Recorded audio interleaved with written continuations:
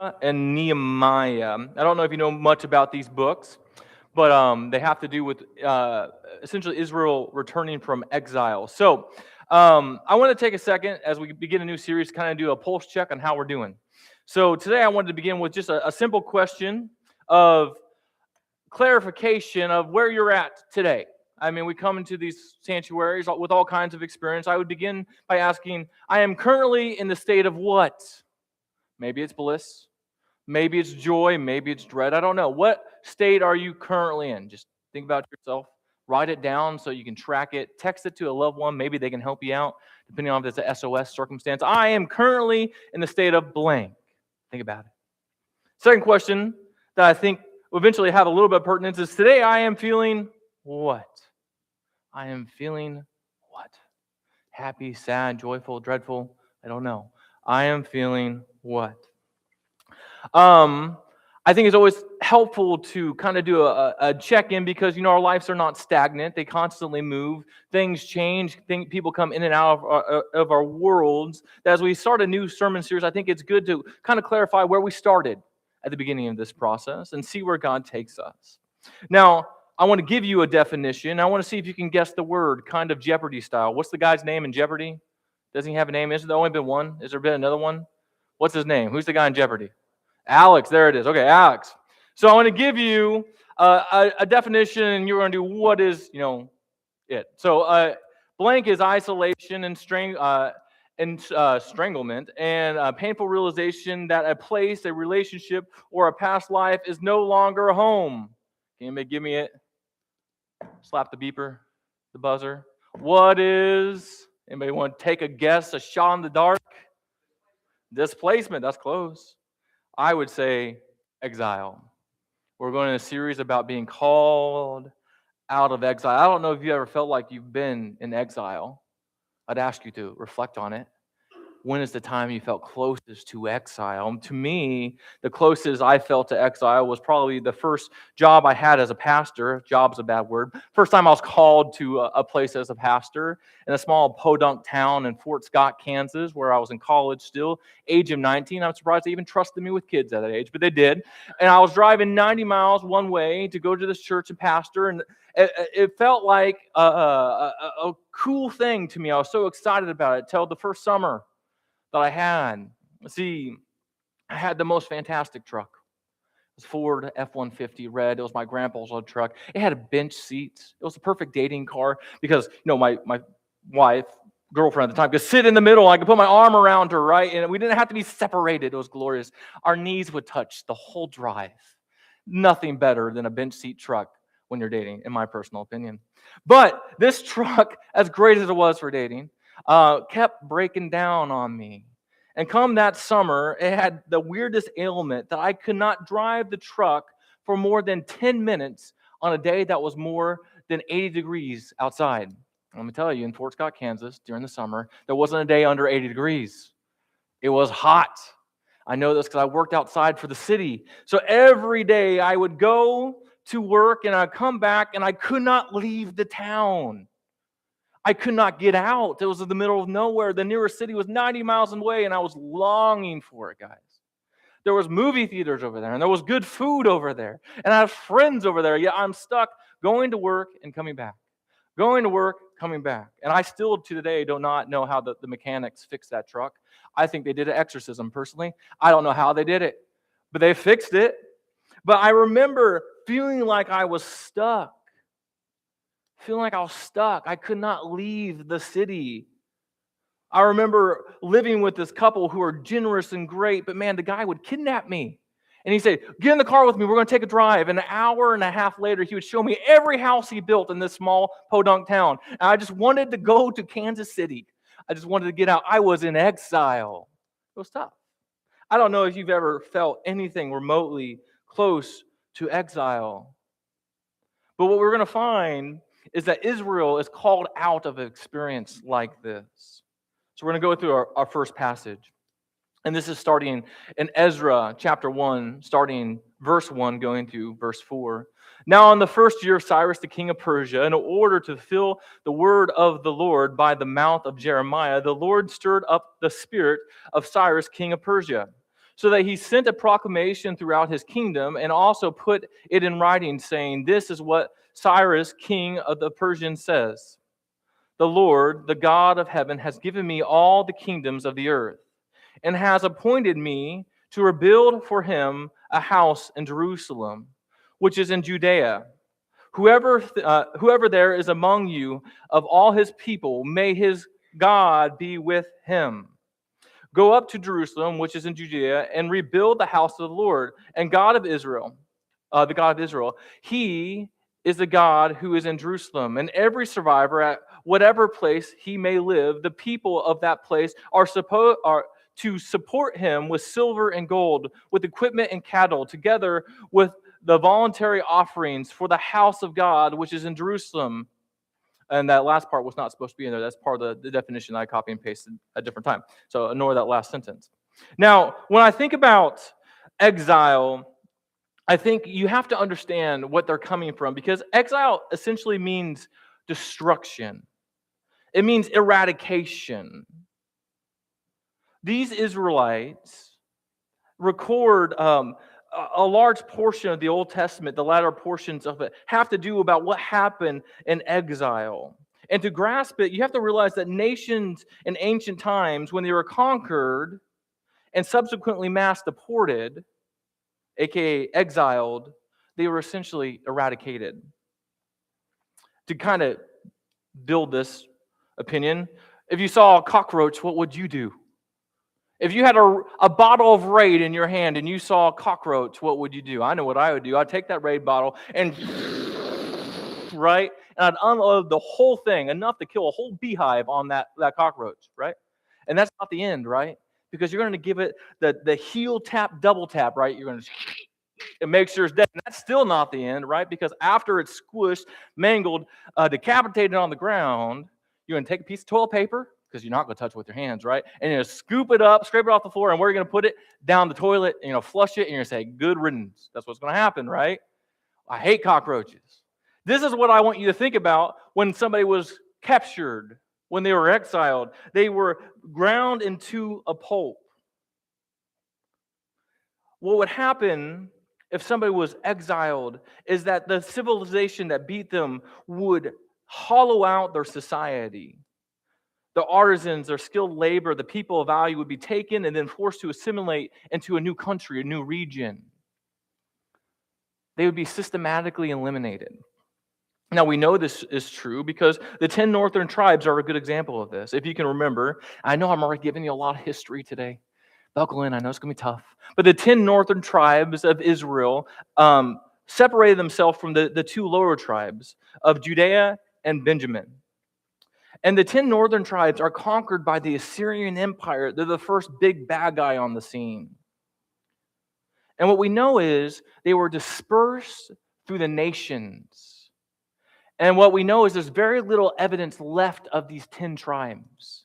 They are assimilated, they were destroyed, they no longer exist. They have such a small footprint in today's historical landscape. They are purely the subject matter of archaeologists. But what we also have is about 200 years later, something a little bit different happened.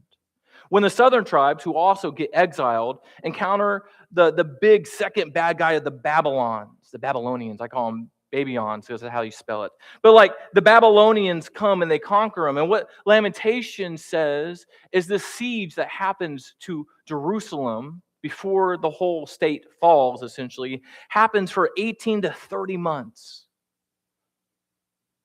Sieges were not good. Sieges were a way to starve the population into submission. Lamentations records that it was so bleak at this time that newborn babies' tongues would stick to the roof of their mouths. That's literally a scripture in the Bible. More so, at the height of the siege, it says that mothers would boil their children for food. That's rough. That happened. History is not PG. No, it's at least PG-13. If you made a video of it, it'd definitely be rated R. It's not an easy depiction to even think about. And if this wasn't bad enough, when the city fell, they killed the king, They destroyed Solomon's temple. They deported every artisan, skilled laborer, every person of significance. They destroyed all the nice houses, and they destroyed the walls of the city of Jerusalem. Their home was no more. Think about what it would take for you to no longer feel at home in your house. Think about it. When you come into your threshold and it no longer feels like it's a home, a place that you can live, what would happen? Maybe it's the Goldilocks treatment. You catch perpetrators come on your individual cameras and you see them jumping on your bed and trying on your clothes. Yeah, I would not want to live there if I saw somebody do that to my house. Maybe it's more serious now, a death of somebody on the premise. That'd be tough. We'd probably feel like it's haunted. Maybe it's a cockroach. Maybe one cockroach would make you feel like it's not home. I remember in Texas, we had these big ones, and I woke up with one on my face, and I wanted to move. It was gross. They were everywhere. I don't know what it'd take for you to not feel like it was home, but whatever it takes, times that experience by 1,000. For the Jews at the time, while being exiled, would have asked serious questions like whether or not God had abandoned them. Or did their God lose to the Assyrians and the Babylonians? Is their God not greater than these false gods we once thought? Where were you, God? These would be the questions they would be asking as they were being pulled into a foreign land. But as it goes, I would say, this idea, why it wrecks them so much, is you have to realize that God had promised the Israelites a lot of things. God's favor was related to a couple of things specifically. Something like 1,500 years before the exile, God told Abraham, or Abram at the time, that he would make him a numerous people, and that promise was tied to the land of Canaan, which they were living at the time of the exile.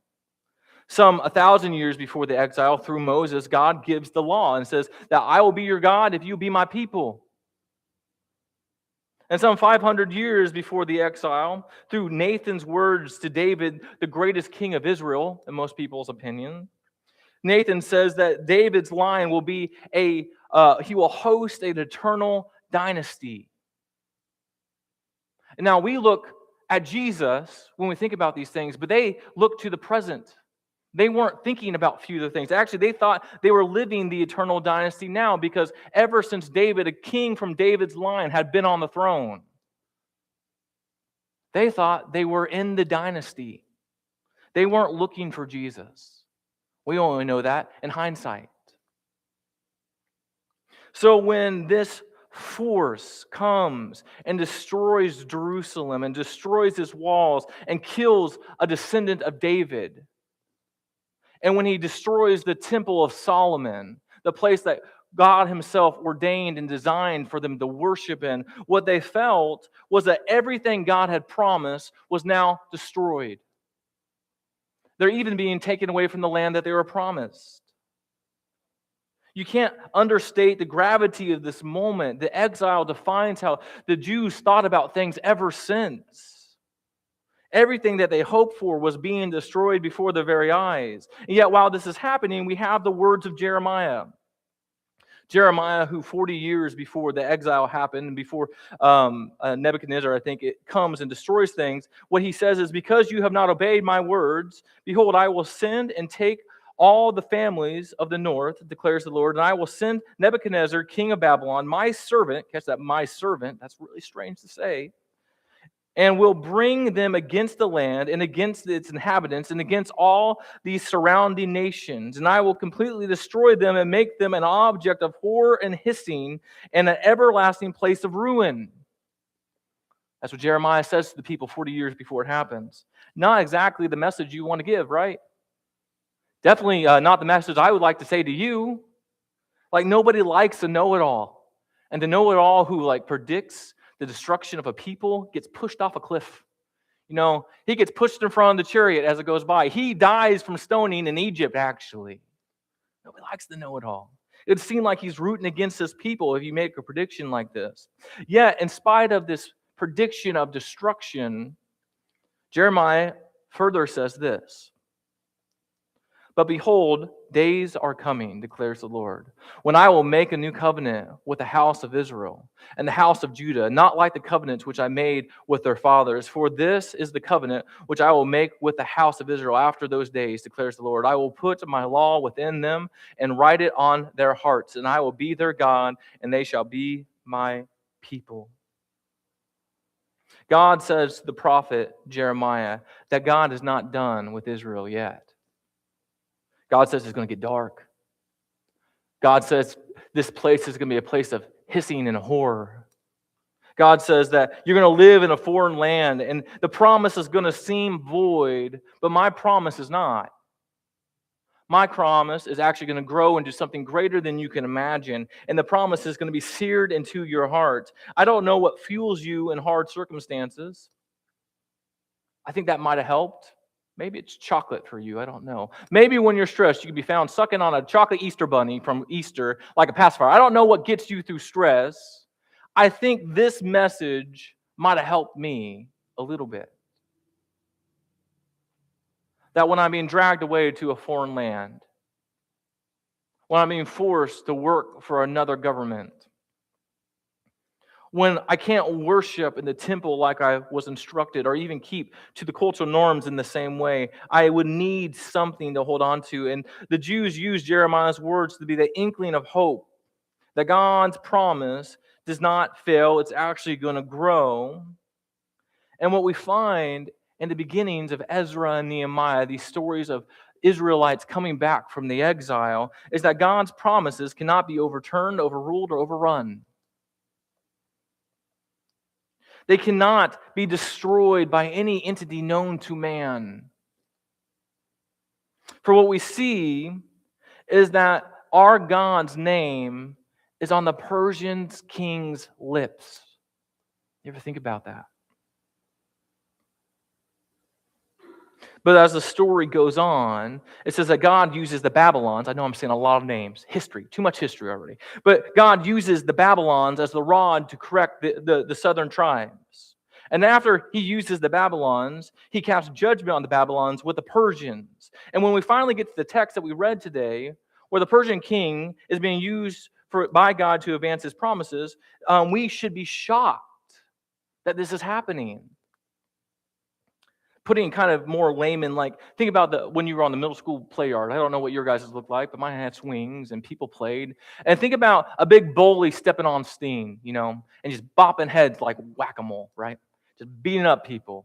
And after he submits all the people on the playground, he starts taking lunch money, because that's what they used to do. Now it's all digital. But like back then, taking lunch money, still in quarters.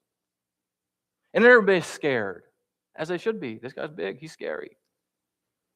Then an even bigger bad guy, an even bigger bully with twice as much pimples and probably buck tooth, I don't know. He's a scarier one, comes onto the scene, and then he kneecaps the first bully, and then starts going through everybody else's bags and taking out the homework and erasing the names of you, and then putting his own name and turning it in. So you're getting an F, and he's just doing good things. And then after his reign of terror comes the third bully, even bigger than the first two. Bigger, buffer, stronger. He's already in weights class, He's probably benching 300. And he comes, and not only does he encounter the first two bullies, but he gives the most big atomic wedgie to the first two, and then he kicks them out of the playground and says, "This is my place. I'm in charge." And then he starts coming to you. This bully starts walking towards you, sleeves rolled up. What would you expect would happen? You expect you're going to get a whopping, right? You expect that your doom is coming, right? Yet the bully comes up and puts his arm around you and says, those people treated you badly. Let me give you some of my money and you go buy some lunch for yourself. You would not have expected that ever.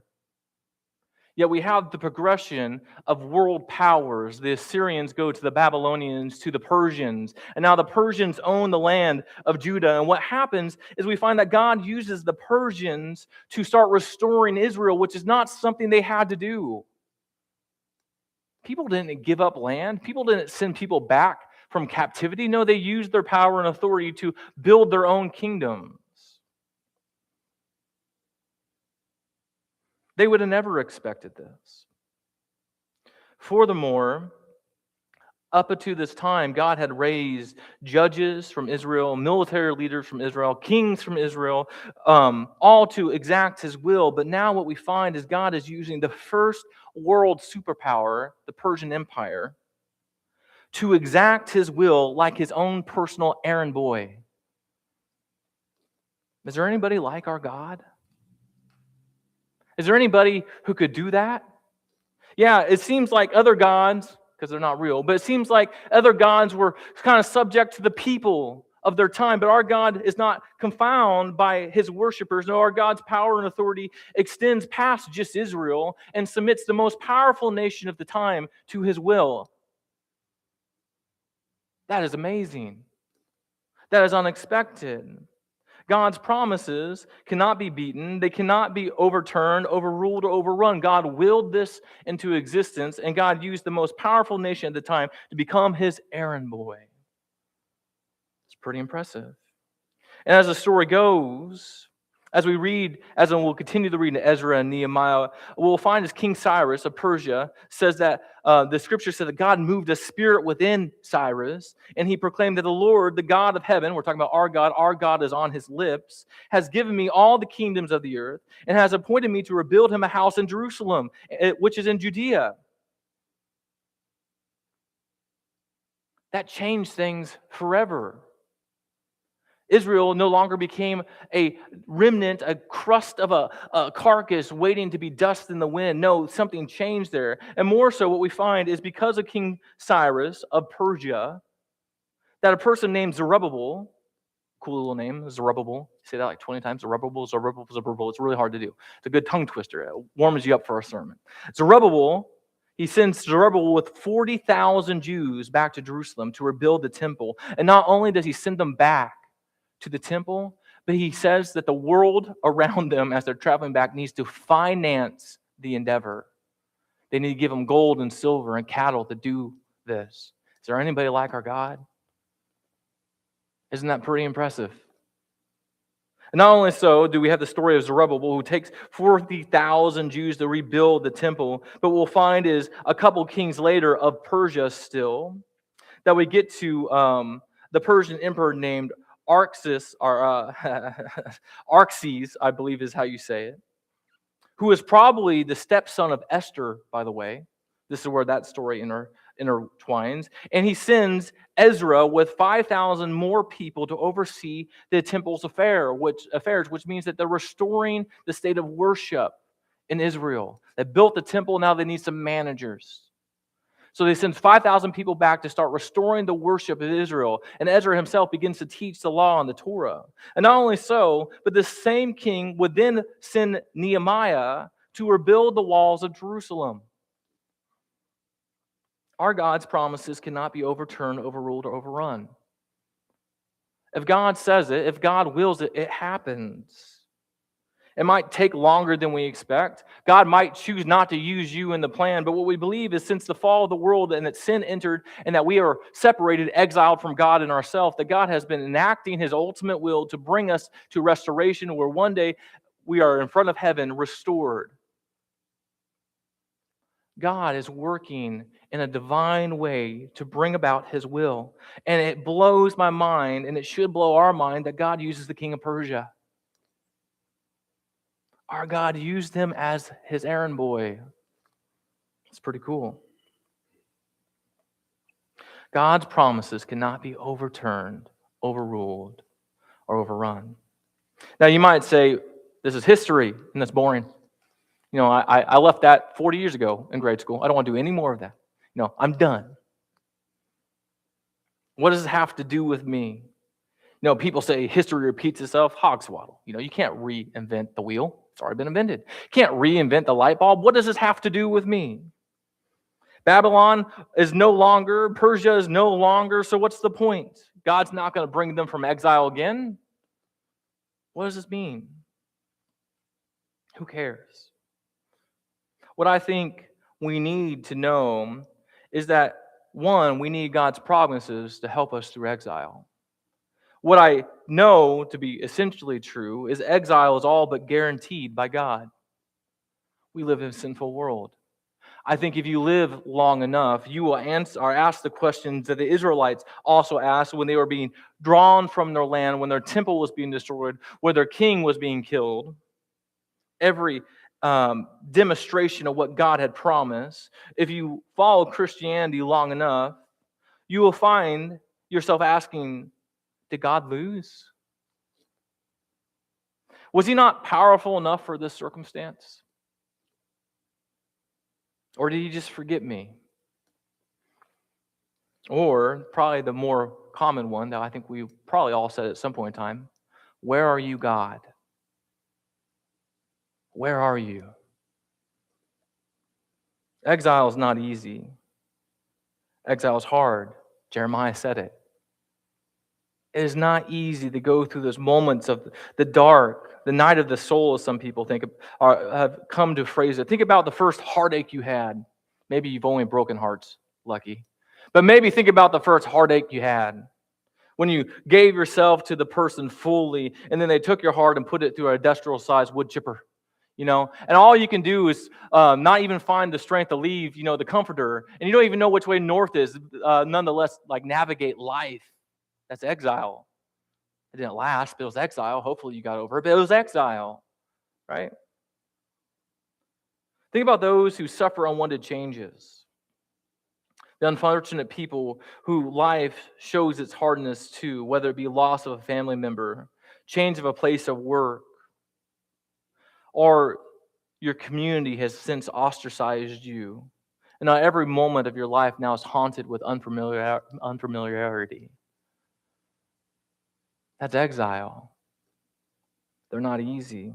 Think about the times where you've been in extreme stress, when you feel like the weight of the world sits on your shoulders and nobody can even understand, or nobody's even here to help you, and you're the only person screaming out saying, I can't do this, and you're just above water, about to break, and you don't know how you're going to keep going through it. That's exile. It's not easy. Think about the people who do it to themselves. Think about the person who's stuck on nostalgia. The person who can't even think about or reflect on or look forward to the things before them because all they want to do is return to what was, what they lost, who they lost. That's exile. They're stuck alone. Think about the person who cuts out every other person in their life because they don't want to be hurt. They don't think anybody could care for them. Nobody could love them. Nobody could help them through this. That's exile. It's not easy. I think we will all go to a point in our life on this Christian journey where we will feel the exile. And I think if we're being legitimately honest, we'll ask questions of God, why did this happen to me? Where were you? Are you not strong enough to help me through this? And what I think we have to remember about exile is there's this old Mark Lowry quote about his favorite Bible verse. And he says this, it came to pass. He says that either you will pass or it will pass, right? That's his favorite Bible verse. This exile will not be forever. If it outlasts you on earth, then you'll find yourself in heaven. And if likely, what I think is more likely is at some point in time, God will call us out of exile in this world. That the hard moments, the dark nights of the soul, the things that leave us asking God, how did this happen to me? If we hold on to God's promises, we will have enough fuel to make it through. God's promises cannot be overturned, overruled, or overrun. I think sometimes pastors get a little liberal with interpretations of what God's promises actually mean. You can't just take any Bible verse and say, this is talking about me. But kind of going through a couple that I think are absolutely true of every Christian, I think these promises help. God promises that he'll give us wisdom if we ask. How would that help your exile if you believe that to be true? That God would want to give you wisdom. God promises to provide a way out of temptation. What if you believe that true? How would that help you out of exile? God promises that we have salvation, that we can be saved ultimately. God promises not to leave us or forsake us. God promises to finish the good work he's begun in us. God promises to come back. And yes, I think we are tempted to doubt every single one of these in those dark moments. but he promises these things. And we need an arsenal of testimonies of how God has brought us out of exile. We need to be good storytellers of what God has done. Ezra and Nehemiah talk about it. Israel was in exile. Everything that was familiar was stripped away from them, and they did not know which way was up. Yet 70 years later, God is restoring the temple, the walls of Jerusalem, restoring the worship of his people. They held on to that little bit of hope of Jeremiah, that God is going to do a new covenant, and we are the benefactors of that new covenant, that we have God now in our heart. He's written his law upon our heart, that the Spirit is living within us, and we can still hold on to new promises, that God will not forsake us, that God is working to bring this world to redemption, that God has done a good work in us and will continue to do good work in us, and that we are not alone. So my challenge for you is to know that exile is not forever. I would challenge you to think about the stories that God has done for you when he's brought you from exile. And I would challenge you to share those with another. I need your stories. You need my stories. We need the stories of God's faithfulness, because when we are in those dark moments, we will need a catalog, an arsenal of stories of God's faithfulness. Because if one thing is true, God has never left us or abandoned us. And we have 4,000 years of history to prove that. So with that, I'd also challenge you to another subtle point, that I would love to see our church turn up the fellowship a little bit. It's a very isolating world that we live in. The more ways that we have come to communicate with each other, we seem to be communicating less, and we seem to not have a substantial relationships with each other again. So I would challenge you, church. If there's a new person you don't know, take them out to lunch. Have dinner with somebody. Call somebody up you haven't talked to for a little while. Because if I have a guess, I think there's a lot of people who feel like they're in exile, that they feel like they're alone, isolated. And I think in those moments, we are all tempted to say, God, why are you letting this happen? And if the church exists the way I think it should, we are supposed to be part of the combating of that experience. That in these walls, exile ends, that you are part of a community, you're loved and you're supported, and God is faithful. Let's talk about it. So with that, I invite you guys to join us in worship as we go through these next songs, whether that be standing or sitting, and then we'll close in prayer.